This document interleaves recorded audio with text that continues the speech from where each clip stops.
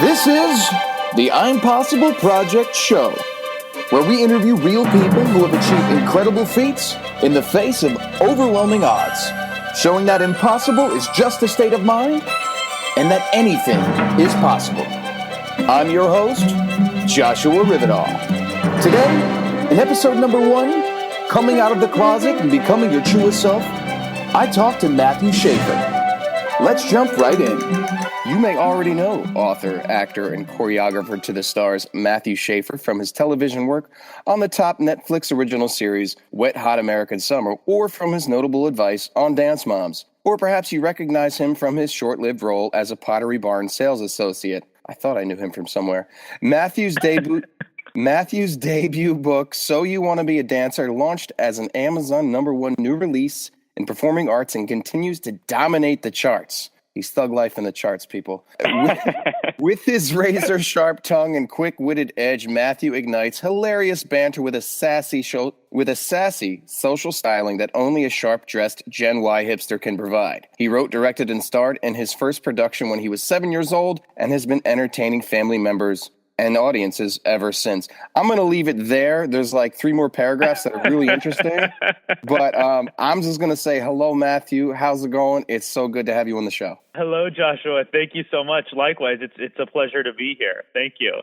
Man, I'm looking at your bio, like Dance Moms. Like that must have been a real trip. I don't know. I mean, the things that we do in our lives, both professionally and personally, it's interesting. But it's funny, you pay someone some money to write a bio about yourself, and when you read it back, it's like, or when someone else reads it back, it's even more trippy.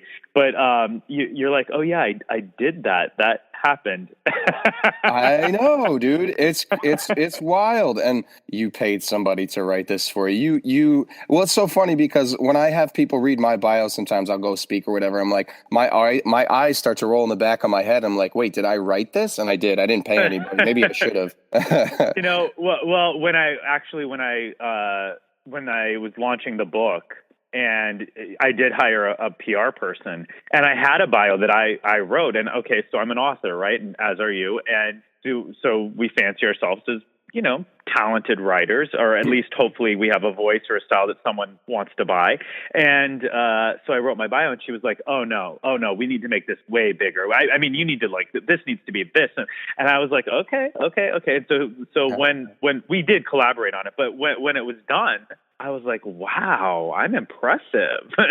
Yeah, because you ignite hilarious banter with a sassy social styling that only a sharp-dressed Gen Y hipster can provide. That's you, man. That's your life. No, that line actually came from my husband. Oh, I like this guy. We got to have him on the show. Absolutely. Yeah, he's an artist as well. Right. Struggles with his own personal demons, which actually we can get into later. But yeah, his name is Jeff Payton, and he's cool. Another great candidate for you. I love it. Well, let's dive in. Tell us a little bit about yourself, a little background on your life, brother man. Sure thing. Well, so I grew up in Southern California. I was actually born in a small town in Colorado, but my mom and dad moved my sister and I to Southern California, and I'm glad that they did it. It worked out because I really, from the earliest memories that I have as a child, I remember like watching television, and specifically, and it's interesting that the Tonys were just on last night, but I remember watching like Singing in the Rain, and just fell in love with musicals and theater and acting. And at the time, of course, you're like 5, 6, 7 years old, and I had no idea what it was that I was drawn to. And now as an adult, I look back and I'm like, it saved me. I had this conversation with you prior to the recording, but it's true. I found my way into theater, or rather theater found me and saved me. But so I grew up in Southern California, dancing, singing, and acting, and I attended a performing arts high school, actually with Matthew Morrison, who was on Glee, and there were quite a few people that have been successful from my high school. Taryn Manning on Orange Is the New Black. Anyway, after high school, I was accepted into a concert dance company, and I traveled Europe and the United States as a dancer in a jazz dance company. And from there, I decided I wanted to get back into like singing and acting, so I moved to New York, and I actually moved to New York with my then girlfriend, and we moved from Chicago to New York together and started working in the chorus in Broadway shows and at Radio City Music Hall. And I actually found my way out of the closet at Radio City Music Hall, and then worked some more in theater and met my then boyfriend, who was also in the chorus at Radio City, and now husband. And we moved back to Los Angeles, and we started creating our own short form content that was pretty successful at the time that YouTube was kind of like becoming a thing. And it enabled us to create a few 30-minute, half-hour variety comedy pilots. And from there, we just continued booking jobs as actors. And this whole time, my day job, quote unquote, is as a choreographer. And I travel the country teaching younger dancers and choreographing for them. And while I was doing this, I thought, you know what? I have a lot of information, and I've had kind of a vast and diverse career. I've been fortunate to say yes to a lot of opportunities that came my way. So I'll write a book, and then that's what I did, and here we are.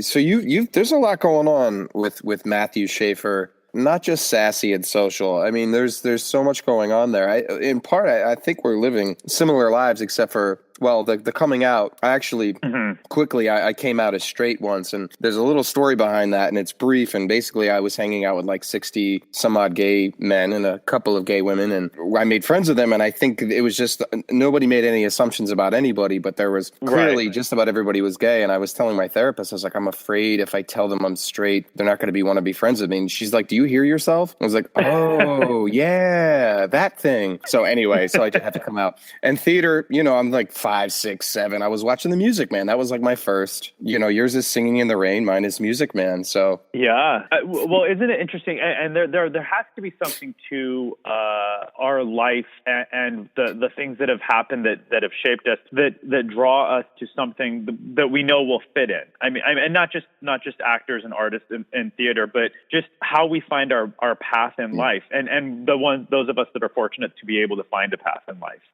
But we are really lucky to have been pulled in and accepted by a group of people. Mm-hmm. And just to comment on your coming out as straight or having that moment, I think it's true. And I think that more so of artists and theater people more than anyone else, it's like they didn't even ask. It was just unconditional acceptance. That's what I wrote this morning on my blog. I was like, after watching the Tonys last night, I was reminded that they embrace everyone and everything. There's room for everything there. And so, there was no judgment one way or another. And that was the beauty of it for me. And that it is. It's a place where there's a lot of acceptance. I remember as I think an 18-year-old kid, there was a 16-year-old kid I was going to high school with who was bawling coming out to me in my car on the way home from community theater rehearsal or whatever. And I was kind of coming from a very evangelical background where I still wasn't sure if gay people didn't have horns and all that stuff. And,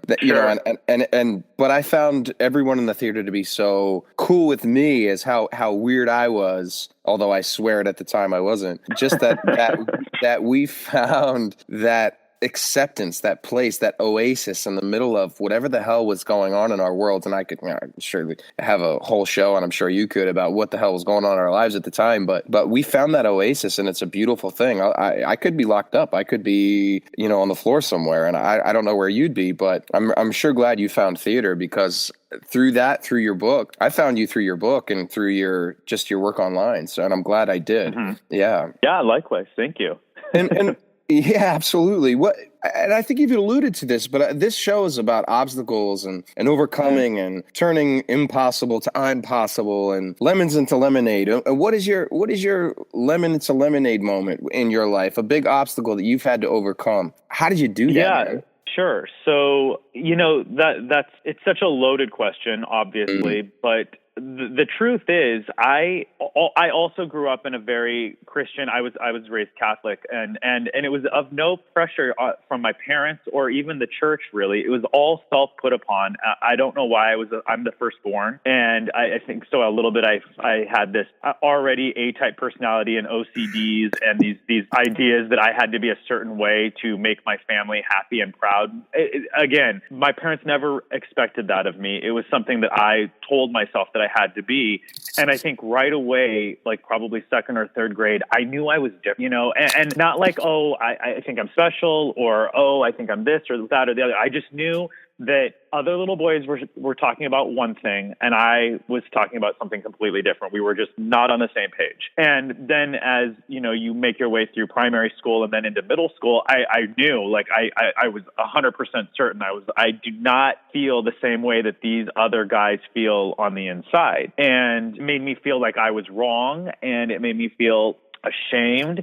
And I was embarrassed that I would rather be, choreographing a dance on the field than kicking a soccer ball into a net. Or I would rather be talking to my girlfriends about the episode of Beverly Hills 90210 than I would be talking about WWF, Mm-hmm. So I knew I was different. And then by the time I got into high school, I think everyone else knew that I was different. And it was the weirdest thing, Joshua, because here's this guy who I feel so confident, and I'm so comfortable being a dancer and actor and doing these things in school and being, assertive and taking action and excelling in my academics and all of these things. But I'm secretly like guilting myself and shaming myself for the feelings that I had inside and really not even allowing myself to accept them. So the obstacle was definitely that I had to love myself more than anything. And I think whether or not it was like realizing I was gay and then coming out,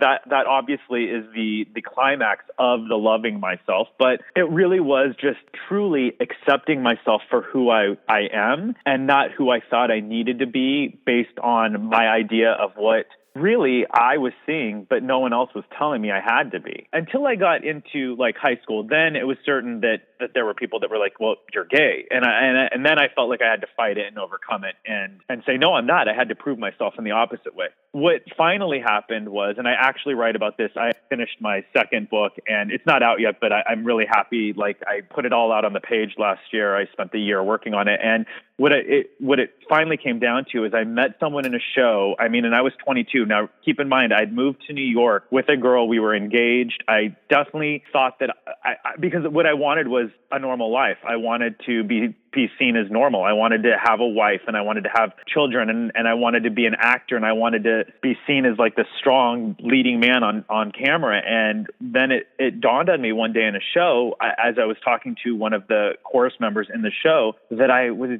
totally in love with him. And, and he was straight or he said he was straight. And so I was like, oh man, I have to deal with this. And I did. Basically one night I was just lying in bed and I was like, you know what? I know that I'm gay and I can't, it can't really matter if I'm going to hell, or if my parents are going to disown me, or if my friends aren't going to talk to me anymore, or if this guy's not going to want to hear what I have to say. I have to do it because it's time. Like I need to love myself. I need to be honest with myself if I ever want to really experience life fully. And thank God I had that moment, because the next day I went to the theater and I had this conversation and he kind of confessed the same. And I'll let readers or listeners read the rest. But what ended up happening is I came out that next day and, lo and behold, everyone accepted me and loved me. And actually kind of, not only was it a weight off my shoulders, but it was also kind of a relief for all of my friends and family who truly loved me, because they were like, oh, thank God. Like now you can live your life, So everybody kind of knew and they loved you anyway. And they loved you before and they loved you after, they loved you during. That self-love is so key to self-expression, to communication, to be able to live in your own skin. I'm so glad you found it, because I can't imagine, and I can only in small doses, what it must feel like to be someone and to feel like you can't be that person, or even in some cases, and not in yours, but to be told you can't be that way, or you're going to be kicked out, or you're going to be shunned by the church or shunned by this place or that place. And so therefore, you can't be that person. Meanwhile, that person is still that person anyway. They just have to suppress it. Like, I don't even get it. I don't even get it. It's very crazy. Well, and I've, certainly in the last 10 years or even 15 years, I've mentored, young men and women who are kind of struggling with their own demons or accepting themselves. And yes, I was fortunate that I had the support and the love of my family and friends. And you know what I love most about them is that they never questioned what I said. They believed me when I said that I was straight. I think that they probably knew deep down or felt sad for me, but that I might not ever realize my full potential. But that's exactly what it was. And you nailed it. I came into my own and really became a better artist, a better listener, a better just overall person because of finally accepting who I was. It allowed me to really be present and make better choices and react with love instead of with anger and frustration and anxiety and fear and, depression. It was life-changing. And how could you, prior to that, respond with love and no resentment and no anger? And how could you be a great actor and a better choreographer if you weren't being truthful in your personal life? It bleeds into your art and your work. I mean, yeah. That truth mimics art or art mimics truth, whatever that is. If you're not being truthful to yourself, you're capped as an artist. Yes. I think. Yes. For sure. I absolutely agree. And I didn't realize it. Certainly I was working and professionally in the closet and doing great shows and doing great things and these opportunities were coming, but I didn't enjoy it fully and I didn't know why. And yes, you're right. I wasn't as good as I could have been because I was so used to playing that role. That's why I think it's so funny when, Hollywood especially says that, and it's changing, it's slowly changing, but it says that America or this country or countries won't accept a gay man playing a straight character on camera. And I think it's so funny because in my mind, I think, well, that's funny because 99% of the gay men that I knew or know pretended to be straight for half their life. And convincingly. So they played it better than anyone thought that they could. So I always laugh at that when someone's like, well, how could a gay actor play a straight part? It's kind of like no one ever questions when a straight actor plays a gay part. But I just think it's just really funny. You're like, welcome to the first 20 years of my life. Here I am. Precisely. That's exactly what I say when people say that. And there's tremendous, and I wish we didn't have to talk about coming out or what have you as courageous, but there's courage to it. And what I kind of want to get into real quickly, and then and we can kind of discuss or whatever, is just the fact that the word courage and the root is comes from like French, the cœur, the heart, and from Old French, basically courage was to tell one's story completely and honestly, like to tell all of oneself. And so that's what you did. You were courageous. You had that. Courage in the modern sense and courage in the old sense. You had that. You were like, I'm me. I'm telling all of myself, and the bleed out, and the you have a partner, you have or a husband. I'm sorry, and just what sounds to me like an incredible life, especially you look back at those credits, and I'm sure the memories that you have with Jeff and the memories you're going to make, it's all really quite beautiful to say the least. No, thank you. Yes. When you're going through something, I think you don't recognize the strength that it takes or the courage. And I love that. I didn't know the root of courage. So thank you for that. Heart, the heart and the honesty in the story. For me, it really was just about, honestly, if I'm being really 100% honest, the moments leading up to coming out, probably the year leading up to me coming out, I was living in New York City in a 200 square foot apartment with a girl who I loved like a best friend, and I was barely getting by. I was working as a Pottery Barn sales clerk. I was auditioning for shows, and thankfully I just booked a big show at Radio City. And I would go home, and every night I would say to myself, well, wide awake, staring at the ceiling in bed next to this girl who I did love, but definitely didn't love the way I love my husband, and I didn't know that then, but that's what I have to compare to now. And I would stare up at the ceiling, and I just would not sleep. And I would say, in my head, I would say, I should be happy, and I'm more depressed than ever. I feel I'm in this dark hole, and I don't know why. So that finally, when I found this person in the show, this male counterpart who was in the chorus with me, who I would confide with every day, and we would just share and talk, and I fell in love with him because he heard me in a way that no one else had heard me prior to that. And so when the next day when I was like, okay, I just needed to just tell someone this, the moment that it happened, yes, it's exactly what it was. The definition of courage. It was being honest to someone for the first time in my life ever.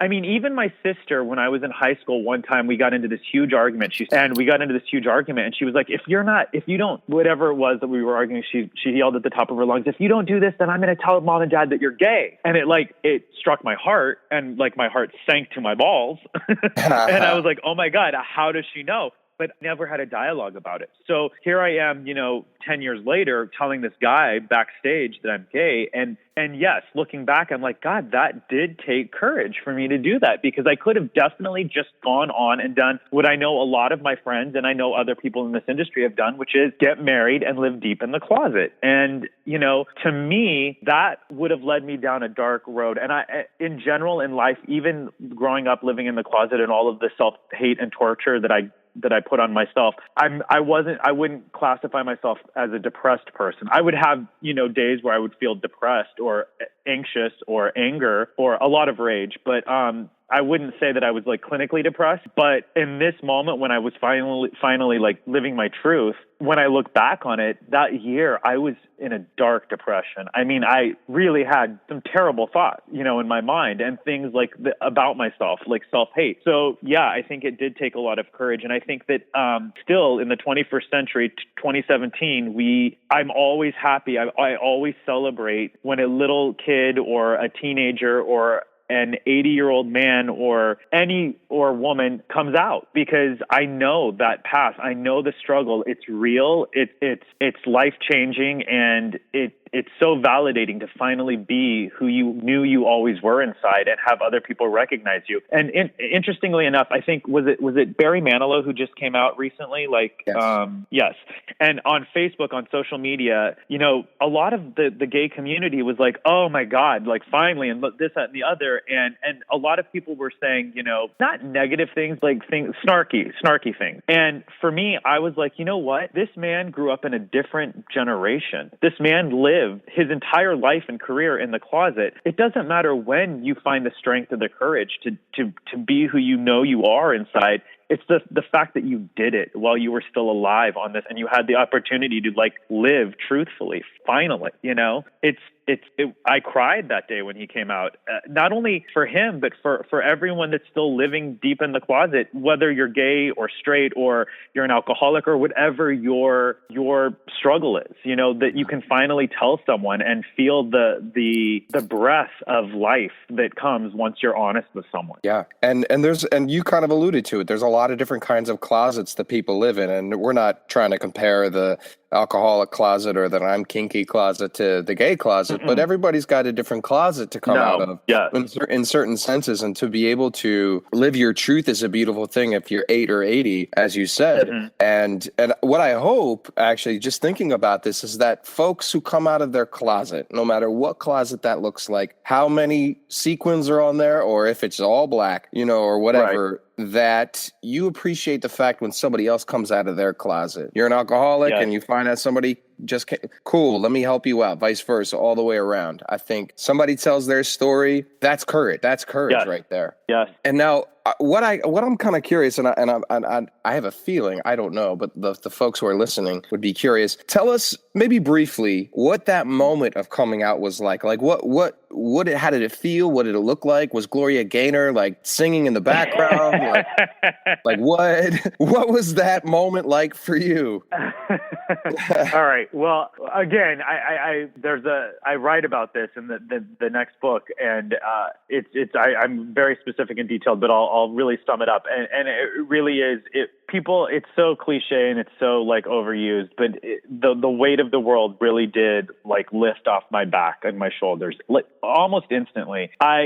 What it really was for me was that everything was a little bit more vibrant. The sky was bluer, the trees were greener, and I was in a show at Radio City, so it was really fun because I'd be on stage and I didn't even realize this when it was happening prior to coming out, but I wasn't in my head anymore. I wasn't in my head about how I had to stand or how I had to, which arm I'm Italian, so I used hand gestures a lot. I always have my whole life, but I didn't have to tone it down because I was worried that someone would call me flamboyant or think that I was this or that or the other. And what it really was I felt for the first time that I was being honest with myself. And I don't know, unless you know what it's like to lie or to live in a secret or to hold such a poisonous, it really was a poisonous secret, because not for anyone else, but for me, it was eating away at my soul and my inside, like it stopped me from doing things in my life. And I think that the moment that our illness, whether it whatever the illness is, or the moment that you actually start to tackle it, it loses its power, And so for me, I felt powerful when I finally came out. It's not Voldemort anymore, or it's not he who shall not be named. It's Voldemort. They lose their power a little bit. I think a lot of people go through that in a certain sense, whether it's a little white lie or as big as I'm gay and I need to come out. It kind of goes with everybody's kind of got their own little closet. And so I certainly know what it feels like to have the weight of the world lifted off my shoulders in my own sense. And so if that's what it felt like for you, I mean, I'm so glad that you're here and that you're living your truth and that you have that feeling and that it's like coming out of a prison cell almost, Okay, I finally get to breathe real air and see real things and contribute to real society. Moving right along into, because it kind of goes into this, and so I'm going to ask the question, but I kind of feel like I already know the answer. And this is in a little bit of my frame of reference, and maybe we'll just kind of push it towards Matthew's obstacle and struggle in the early part of his life was coming out as a gay man. But I know that people see certain things as assets and liabilities, and some things can be seen as both. If you swing one way or the other, for instance, like assertiveness could be an asset or a liability. A mental illness. I live with depression. There's a good portion of our guests who will be talking about that, who are talking about that, and some folks see that as a liability rather than an asset, although in my case I'm working really hard to make that as an asset rather than a liability, turning a lemon into a lemonade. And so I feel like, and here's my frame of reference, because there's a person in my world who still exists in my world, who I grew up with, who I love very much, but who is not very progressive on certain things. And so they're very accepting toward gay people or toward the LGBT community, but when we find out that so-and-so's son or daughter is gay or trans or whatever it is, she's, oh, that's a shame. Like, no, it's not a shame. It's good. It's good. It's a good thing because they're living their truth. And, and it's because it goes into that old mindset. Like, you can't have kids. And yes, they can have kids actually. Yeah. But there's so what would you say how have you turned your life or something in your world, or even being gay, from a liability into an asset? If we can even say that, I don't even know if I want to say there's anything close. No, I don't take offense. I don't think anyone would take offense to that. First, thank you, Joshua. First, the liability into an asset. I mean, look at you, for example, what you're doing with this podcast and with the I'm Possible books and the project, and you're taking something that could be perceived in society or even by yourself as something that really could lead you down a dark hole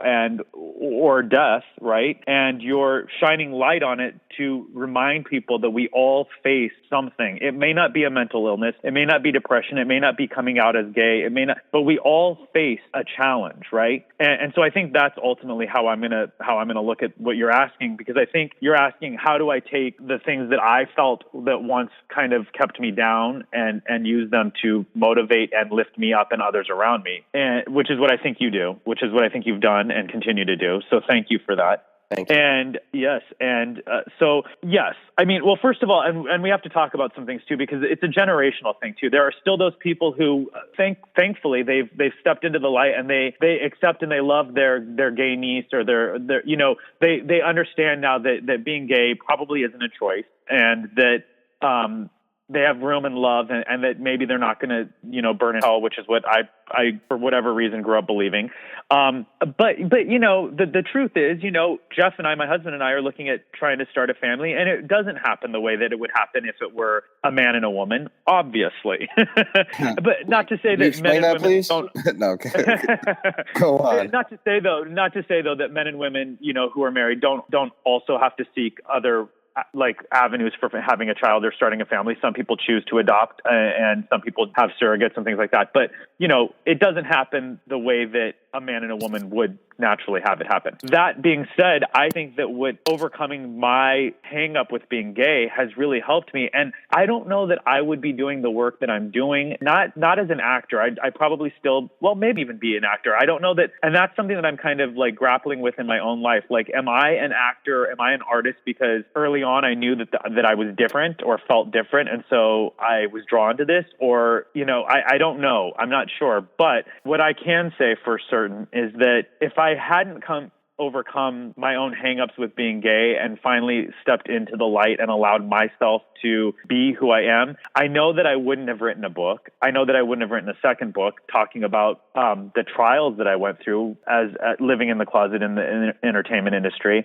I know that I would not have been so motivated and passionate about making sure that equal rights and equality for all was like on the forefront of everything that I do and how I lead my life and every day, thinking about how we can all get along together. I don't think that would have been as important to me. I don't think that I would have really even acknowledged the fact that, I was born into a privilege that a lot of people aren't born into. You know what I mean? So I hopefully am using my struggle and then finally ultimately coming out as a way to champion others to see that it doesn't matter which side of the tracks you're from or what your upbringing was like, whether privileged or not privileged, whether you've been abused, whether you haven't been abused, whether you suffer a mental illness, whether you suffer an addiction, no matter what, we all have the power to find a way out and a way into the light. And I think that people don't recognize that in themselves until they are surrounded by someone who has overcome an obstacle, whether it be a personal obstacle or a professional obstacle. We grow from those people around us. So I guess I don't know if that answered your question, but I think I'm an advocate now, and I wouldn't have been an advocate had I not actually come out of the closet. Yeah, you did. You answered the question brilliantly, and you kind of I don't know that I asked it perfectly, but what I got from that, and because everything you mentioned was really quite incredible, but what I heard was, or what I think I heard, or what I think I'd summarize as, is your voice. It was your voice. It wasn't about being gay or not being gay, it was your voice, because anyone could use their voice for negative or for good. And you went through a struggle. You went through a struggle, and you said, I'm not going to use my voice to continue to lie and to continue to tell this woman this same lie and everybody else and this and that and the other. I'm going to use my voice. And so you could have also used your voice after you came out to be catty and bitchy or whatever, or you could have used your voice to keep quiet, but you used your voice to help other people, to mentor, to say, hey, it's okay to be you. It's okay to go through whatever you're going through, gay or not, addiction or not, whatever or not. I've been through something. I was telling a lie for a while, and I'm not anymore. And this is why it's good not to lie, to tell your truth, to speak your truth. So you turned the liability of your voice into an asset, or what could be seen. Thank you. That was a great summary. Oh gosh, thanks. I listen, Matthew. You listen. I want to jump into a little quick fire round, and I don't know that I gave this to you, but this is kind of my moment to be James Lipton of Inside the Actor Studio. So this is totally fun. Love it. We'll kind of wind it down, and I can't even my James Lipton impersonation is on the same level as my Bill Cosby and my Schwarzenegger, which is pretty bad. Matthew, quick fire round. Yes. Quick fire round. All right. What is your favorite word? Yes. Yes. Was that an answer? Was that the question? No. Yes is your favorite word. Correct. What is your least favorite word? Hate. Hate. What is your spirit animal? Ooh, a tiger. I thought you were going to say Kevin Spacey, but a tiger's good. What are you terrible at? Spelling. I cannot spell a word to save my life. Oh man, I know how we're gonna make some money, dude. We're gonna hustle at the spelling bee. And then last quick fire question. Yar, I don't know why I just turned into a pirate. But if if heaven exists, what would you like to hear God say to you as you enter? And I also have in parentheses, or get kicked out. What would you like to hear God say? We've been waiting for you. We've been waiting for you. I love that. So Matthew, what kind of closing down? What are you working on right now, or what have you been working on? I think you mentioned the second book, but what's something you've been working on that you're super proud of? And just tell us a little bit about it. Yeah. Okay. So a couple of things. I love my work as a choreographer. I'm a storyteller. At the end of the day, I think that's kind of how I label myself, or that's the hole that I put my peg in. So I get to tell stories, and right now I'm choreographing. I was just commissioned to choreograph another piece at Slippery Rock University. It's outside of Pittsburgh, Pennsylvania. So I'm very excited about that. I'll be doing that in the fall, in September. And it's just really cool because I get to work with young artists who are in school, trying to hone their craft and, be a better performer, dancer, storyteller. And so I get to work with them and I get to set a 10-minute piece. I'm very excited about that. And I also, as I have mentioned a couple of times, I just finished writing my second manuscript. It's called Is It Safe to Come Out? And it's a collection of creative nonfiction essays, basically starting with, the first moment that I, looking back, realized, oh yeah, I was definitely gay when I was pretending to need glasses so that I can impress the girl in my second grade class because she was interested in dating the boy that I was interested in. So stories like that. And then all the way through coming out and then eventually dealing with all of that. So we kind of covered it here, but I go deep in, and it's comical and funny and hopefully heartwarming, and ultimately it's an honest description of the last 39 years of my life. So those are the two big projects that I'm working on and really excited about to share. And the book isn't out yet. It's still in manuscript form and going through edits and things like that, but hopefully I'll be able to get back on here and share that when it comes out. We definitely have to have you back on when it's time for that book to come out, because I'm excited about it. I read a brief little summary and maybe a little bit of a chapter or two. And oh, that's right. I forgot I sent that to you. That's right. Yeah. And it's really good. It's really good. It's fun. Thank you. I am looking forward to that book. How can people get in touch with you, Matthew? What's the best way to do? Because I want people to know kind of what you're up to. I want them to follow you. I like what you got going on, man. How can people find you? Sure. Well, thank you so much. I appreciate that. And I love connecting with people from all over the world. It's my favorite thing to hear from someone who, has a similar story, or I've inspired them, and I'm inspired by people all the time on social media. So social media, Instagram, Twitter, and Facebook, it's at Funny Shaffer, FUNNYSHAFFER.